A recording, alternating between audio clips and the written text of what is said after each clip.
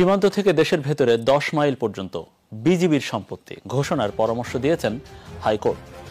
এখন শুধু ভারত না, কিন্তু বাংলাদেশের ওই সীমান্ত থেকে ভিতরে 10 মাইল খালি রাখতে হবে। এই লোকগুলিকে কই পাঠাইবেন? এই লোকগুলিকে মানে কার স্বার্থ রক্ষা করবেন আপনি? আপনি যে বললেন এই যে সীমান্ত থেকে দেশের ভিতরে 10 মাইল বিজিবি সম্পত্তি ঘোষণার পরামর্শ, আমার তো মনে হয় এটা দেখে, আপনার কথাটা দেখে মনে হচ্ছে এখানে ওই ভারতীয়রা থাকবে হয়তো। সীমান্ত রেখা থেকে বাংলাদেশের অভ্যন্তরে 10 মাইল পর্যন্ত সীমান্ত এলাকা বর্ডার গার্ডের সম্পত্তি ঘোষণা করা। উক্ত ঘোষণার 2, ফলে ক্ষতিগ্রস্ত সব ব্যক্তিগত সম্পত্তির মালিকদের ক্ষতির পরিমাণ নির্ণয় করে সমমূল্যের সরকারি খাসজমি থেকে তাদের বরাদ্দ দেয়া। দেশের ভেতরে 10 মাইল পর্যন্ত বিজিবির সম্পত্তি ঘোষণার পরামর্শ দিয়েছেন হাইকোর্ট। বাংলাদেশের সীমান্ত নিরাপত্তা কার্যকরীভাবে রক্ষা, আন্তঃরাষ্ট্র সীমান্ত অপরাধ শূন্যের কোটায় নামিয়ে আনতে এবং জাতীয় রাজস্ব আয় ফাঁকি প্রতিরোধ করতে এই পরামর্শ দেওয়া হয়েছে। আজ হাইকোর্টের একটি বেঞ্চ একটি মামলার 11 পৃষ্ঠার রায়ে এই পরামর্শ দিয়েছেন। রায় সীমান্ত রেখা থেকে দেশের অভ্যন্তরে 10 কিলোমিটার বা 10 মাইল বিজিবির সম্পত্তি ঘোষণা করা, সীমান্ত রেখা থেকে 8 কিলোমিটার জমি সম্পূর্ণ ফাঁকা ও সমান রাখা সহ সংসদকে 4 পরামর্শ দিয়েছেন হাইকোর্ট। আজকে একটা খবর, সেটা হচ্ছে যে মানে আমি আমি দেখি পাই কিনা, সেটা হচ্ছে যে এই যে স্ক্রিনে দেখতে পাচ্ছেন, সীমান্ত থেকে দেশের ভিতরে 10 মাইল বিজিবি সম্পত্তি ঘোষণার পরামর্শ।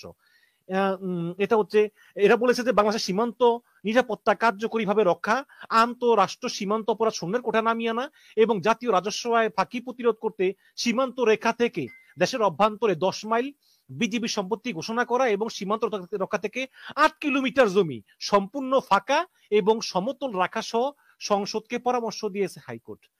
এই থেকে কোনো কথা হলো? সীমান্তের সঙ্গে লাগো তো মানুষের ঘরবাড়ি আছে, ওই পাশে আছে, এই পাশে আছে। এখন শুধু ভারত না, কিন্তু বাংলাদেশের ওই সীমান্ত থেকে ভিতরে 10 মাইল খালি রাখতে হবে। এই লোকগুলিকে কই পাঠাইবেন? এই লোকগুলিকে মানে কার স্বার্থ রক্ষা করবেন আপনি? মানে আমি বুঝলাম না, এটা হঠাৎ করে এটা কি হচ্ছে? মানে এই অবাস্তব পরিকল্পনা, এগুলো আমার মাথায় ধরে না। না, আপনাকে অসংখ্য ধন্যবাদ। এটা আমি জানতাম না, এটা তো একটা মারাত্মক খবর।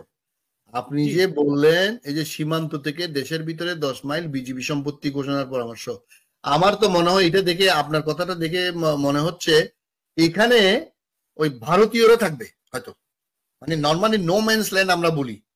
এখন আমার দেশের, আপনি জানেন বাংলাদেশের করিডোর বলেন এবং বিভিন্ন যে আপনার ছিটমহল গুলো আছে, এইগুলো তো একদম লাগোয়া হচ্ছে গড়বাড়ি এবং লাগোয়া হচ্ছে ভারত, লাগোয়া হচ্ছে বাংলাদেশ। এমনকি ও ছিটমহল গুলোতে তো মানে ভারতের উপর দিয়ে বাংলাদেশে আসতে হয়, বাংলাদেশের উপর দিয়ে ভারত আসতে হয়। এই যে আপনার এই কর্মকাণ্ড, এইটা তো একটু ইনডেপথে ঢুকতে হবে।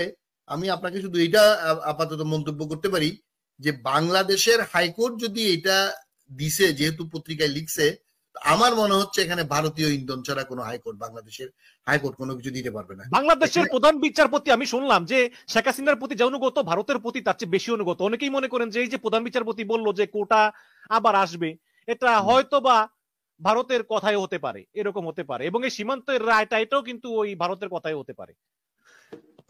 এই যে এখন খুব সম্ভবত ওবায়দুল হাসান এখন বাংলাদেশের প্রধান বিচারপতি, জি জি জি, তার ভাই হচ্ছে আওয়ামী লীগের এমপি। এই কয়েকদিন আগে সে রিটায়ার করছে, এই 24-এর আগে। এখন তার ছোট ভাই এবং তার বাবাও ছিল আওয়ামী লীগের এমপি। ঠিক আছে, খুব সম্ভবত ঝিনাইদহ বা নেত্রকোনার দিকে বাড়ি, ঝিনাইদহ খুব ফার্স্ট প্রবাবলি।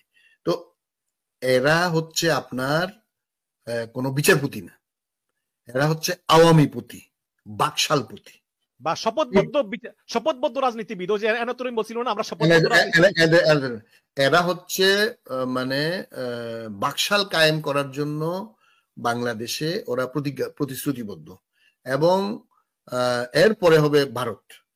এরা আপনার কোন বাংলাদেশের সীমান্ত, বাংলাদেশের জনগণ, বাংলাদেশের স্বার্থ, এই যে ওরা মুক্তিযুদ্ধের চেতনা বলে না, যে ওই যে হাসিনা ওই দিন বলছে, আপনার কথাটা মনে হয়েছে যে হাসিনা বলছে বঙ্গবন্ধুর মেয়ে কোনোদিন দেশ বিক্রি করতে পারে না, বঙ্গবন্ধুর মেয়ে কোনোদিন মিথ্যা কথা বলতে। আরে বঙ্গবন্ধুই তো মৃত্যুক, বঙ্গবন্ধুর মেয়ে কি হয়েছে? তোমার বাবা তো সবচেয়ে বড় মৃত্যুক।